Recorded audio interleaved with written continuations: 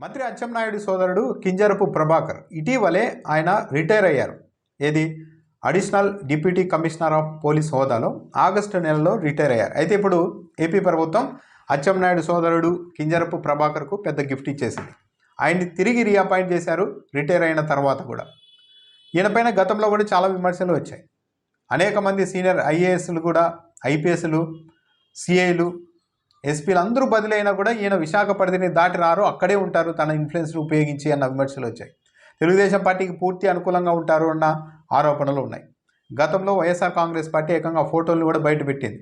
నారా లోకేష్తో ఇతను ఉండడం, CBN army అన్న ఒక ప్లకార్డును పట్టుకొని దర్శనమిచ్చిన ఆ ఫోటోలను కూడా గతంలో వైఎస్ఆర్ కాంగ్రెస్ పార్టీ బయటపెట్టి అచ్చెన్నాయుడు సోదరుడు పోలీసు అధికారిగా ఉంటూ ఇలా తెలుగుదేశం పార్టీ అభిమానిగా పనిచేస్తున్నారంటూ కూడా విమర్శలు వచ్చాయి. చాలా కాలం అంతా, ఎక్కువ కాలం అంతా విశాఖపట్నంలోనే ఆయన సర్వీస్ సాగింది. మొన్న రిటైర్ అయ్యారు. ఇప్పుడు ఆయనకు మళ్ళీ రిటైర్ అయినప్పటికీ కూడా కాంట్రాక్ట్ బేసిక్ మీద విజిలెన్స్ అండ్ ఎన్ఫోర్స్మెంట్ విభాగంలో ఓఎస్డీగా ప్రభుత్వం ఏడాది పాటు నియమిస్తూ జీవో విడుదల చేసింది.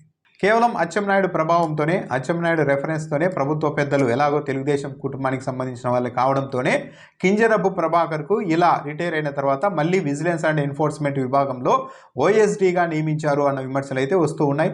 ప్రభుత్వం మాత్రం ఇది సాధారణంగానే ఆయన సేవల్ని వినియోగించుకోవడానికి చేసిన నియామకమే అని చెప్పుకుంటోంది. ఎవరేమి చెప్పుకున్నా కూడా స్పష్టంగానే అచ్చెన్నాయుడు ప్రభావం తెలుగుదేశం పార్టీ కుటుంబం కావడంతోనే ప్రభాకర్కు ఇలా వెంటనే, అది కూడా విజిలెన్స్ అండ్ ఎన్ఫోర్స్మెంట్ విభాగంలో ఇలా కీలకంగా ఓఎస్డీగా నియమితులయ్యారన్నది అయితే జగమెరిగిన సత్యం.